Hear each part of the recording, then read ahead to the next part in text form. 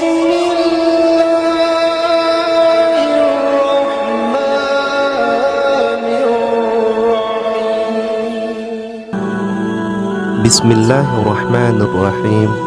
Assalamualaikum warahmatullahi wabarakatuh. Alhamdulillahi rabbil alamin. Segala puji hanya milik Allah subhanahu wa ta'ala, zat yang kuasa terhadap ciptaannya, baik yang ada di langit maupun di muka bumi ini.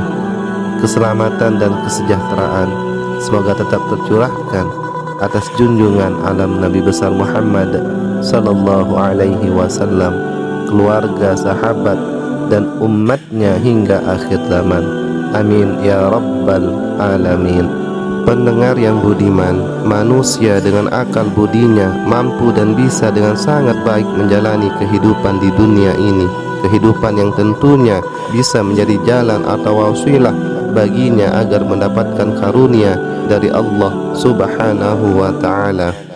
Sebaliknya, manusia yang tidak mempergunakan potensi akal yang diberikan justru dapat menjadikannya hina di hadapan Allah subhanahu wa ta'ala. Banyak sekali cara untuk bisa menjadi pribadi yang jauh lebih baik selama manusia itu mau berusaha dan ikhlas melakukannya. Allah subhanahu wa ta'ala akan melihat sejauh mana ketulusan dan niat baik seseorang dalam melakukan sesuatu. Jangan pernah berkecil hati dalam melakukan kebaikan selama kebaikan itu diiringi dengan niat dan ketulusan hanya mengharap ridho semata dari Allah subhanahu wa ta'ala. Alam dunia adalah tempat di mana manusia beramal untuk kehidupan setelahnya. Waktu yang diberikan hendaknya dimanfaatkan sebaik mungkin untuk mendapatkan kebaikan di sisa usia yang ada. Hidayah Allah subhanahu wa ta'ala bisa dijumpai dan didapatkan melalui sekian banyak perantara. Hal inilah yang kemudian dijelaskan di dalam Al-Quran, bahwa dari sekian banyak kisah-kisah setidaknya kita bisa mengambil pelajaran darinya untuk dijadikan teladan bagi kehidupan manusia itu sendiri. Berikut Al-Kisah mimpinya seorang ulama mendengarkan percakapan para malaikat Allah subhanahu wa ta'ala yang membuat hidupnya menjadi lebih baik dari sebelumnya, serta menjadi inspirasi bagi kehidupan banyak orang, khususnya kaum muslimin. Pendengar yang budiman, adalah Abu Abdurrahman Ibnu Al-Mubarak Al-Handali Al-Marwazi, seorang ulama masyhur di Makkah yang menceritakan riwayat ini. Suatu ketika setelah selesai menjalani ritual ibadah haji, ia kemudian beristirahat dan tertidur. Dalam mimpinya ia melihat dua malaikat yang turun dari langit dan mendengarkan percakapan kedua malaikat tersebut. Malaikat tersebut bertanya kepada malaikat satunya, "Berapa orang yang datang berhaji tahun ini?" tanya malaikat tersebut. Kemudian malaikat lainnya menjawab, 700.000 jamaah haji pada tahun ini yang datang untuk melaksanakan ibadah haji. Kemudian malaikat tersebut kembali bertanya, "Berapa banyak dari mereka yang amalan ibadahnya diterima oleh Allah subhanahu wa ta'ala?" Malaikat lainnya kemudian menjawab, "Tidak ada satupun dari banyaknya manusia yang melakukan ibadah haji pada tahun ini yang diterima Allah subhanahu wa ta'ala." Percakapan itu lantas membuat Abdullah Al-Mubarak gemetaran dan tidak bisa berkata apa-apa dalam mimpinya tersebut, dan membuatnya menangis menjadi-jadi. Karena semua orang telah datang dari belahan bumi yang jauh dengan kesulitan yang besar dan keletihan di sepanjang perjalanan berkelana menyusuri padang pasir yang luas, dan semua usaha mereka menjadi sia-sia. Kemudian malaikat-malaikat tersebut melanjutkan pembicaraannya sambil didengarkan oleh Abdullah Al-Mubarak dengan badan yang gemetaran. Malaikat berkata, "Namun ada seseorang yang meskipun tidak datang menunaikan ibadah haji, akan tetapi ibadah hajinya diterima dan seluruh dosanya telah diampuni. Berkat dia juga seluruh ibadah haji mereka diterima oleh Allah subhanahu wa ta'ala." Malaikat yang lain kemudian berkata, "Kenapa bisa seperti itu? Itu adalah kehendak Allah Subhanahu wa ta'ala." Malaikat yang lainnya kemudian bertanya, "Siapakah orang yang dapat menjadi sebab diterimanya semua amal ibadah haji yang lain?" Malaikat tersebut kemudian menjawab, "Dia adalah Sa'id ibnu Muhaffah, seorang tukang sol sepatu di kota Damaskus." Mendengar ucapan itu, Abdullah al-Mubarak itu pun langsung terbangun dari tidurnya. Sepulang haji, ia tidak langsung pulang menuju rumah, akan tetapi beliau langsung menuju kota Damaskus. Hatinya bergetar dan bertanya-tanya, siapakah orang yang dimaksud dua malaikat dalam mimpinya tersebut. Sesampai di sana, ia langsung mencari sang tukang sol sepatu yang disebut oleh para malaikat dalam mimpinya. Sampai semua tukang sol sepatu ia tanya, apakah ada tukang sol sepatu yang bernama Sa'id ibnu Muhaffah? Maka orang-orang tersebut menjawab dan tidak mengenal nama yang dimaksud. Abdullah al-Mubarak tidak berkecil hati untuk bisa menemukan sosok manusia yang dimaksud oleh malaikat di dalam mimpinya. Sampai akhirnya ia mendapatkan petunjuk dan dibawa ke rumah tukang sol sepatu yang dimaksud. Sampai di sana ia mendapati tukang sol sepatu yang berpakaian amat lusuh. Lalu ia bertanya, "Benarkah Anda bernama Sa'id ibnu Muhaffah?" Dia menjawab, "Ya." Kemudian Sa'id bertanya ulang, "Siapakah Tuan?" Lantas beliau menjawab, "Aku Abdullah al-Mubarak." Sa'id pun terharu, "Tuan adalah ulama terkenal. Ada apa gerangan Tuan mendatangi saya?" Abdullah al-Mubarak pun kebingungan dari mana ia akan memulai pertanyaannya. Akhirnya ia pun menceritakan perihal mimpinya. "Saya hendak tahu, adalah sesuatu yang telah hendak Anda perbuat sehingga Anda berhak mendapatkan pahala haji mabrur dan menjadi sebab mabrurnya ibadah haji jamaah yang lainnya." Sa'id ibnu Muhaffah pun kebingungan mendengar pertanyaan seperti itu, lalu berkata, "Saya sendiri tidak tahu." Abdullah al-Mubarak lantas berkata, "Coba ceritakan bagaimana kehidupan Anda selama ini." Maka Sa'id ibnu Muhaffah pun bercerita, "Setiap tahun dan setiap musim haji, aku selalu mendengar suara talbiyah, labbaik Allahumma labbaik, labbaik la syarika labbaik, innal hamda wa ni'mata wa lakal mulk la syarika lah."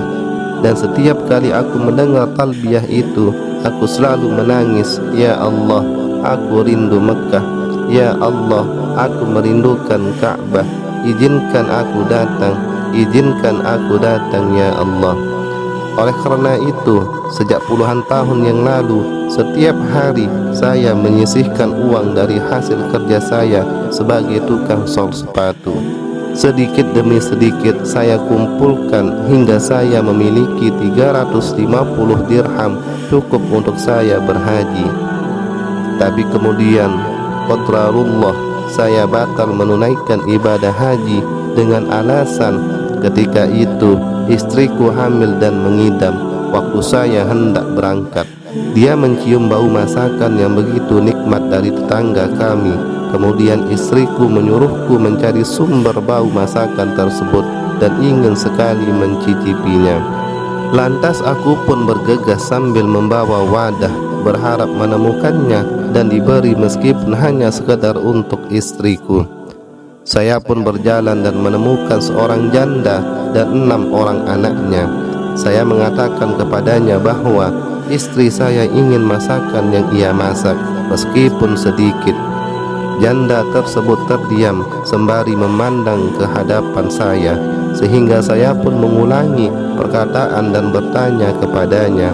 Akhirnya dengan perlahan ia mengatakan, "Tidak boleh Tuan, mohon maaf saya tidak bisa memberikannya kepada Tuan."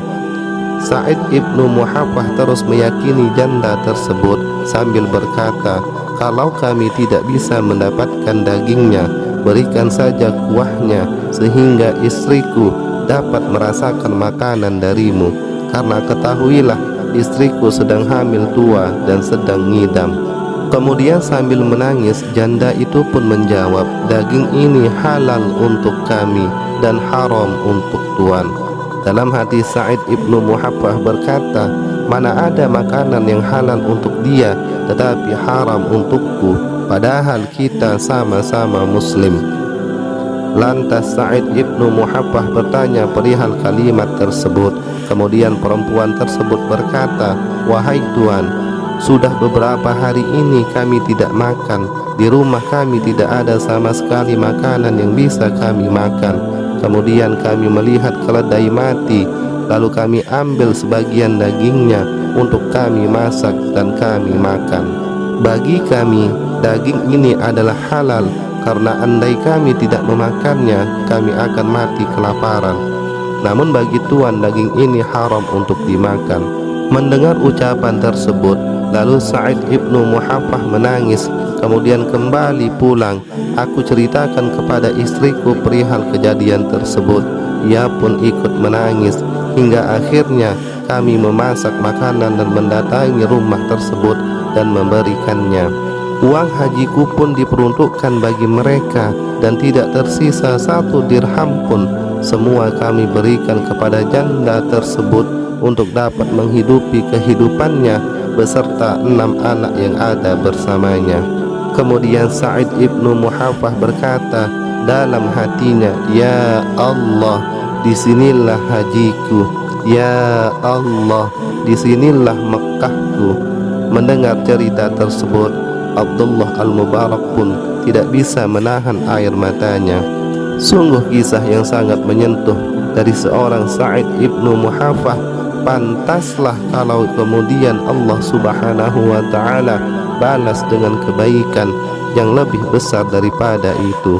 Maka dengan niat yang tulus, meskipun belum berhaji, seorang Sa'id ibnu Muhaffah sudah tercatat melaksanakan ibadah haji, dan hajinya pun mabrur, serta menjadi sebab diterimanya ibadah haji jamaah yang lainnya.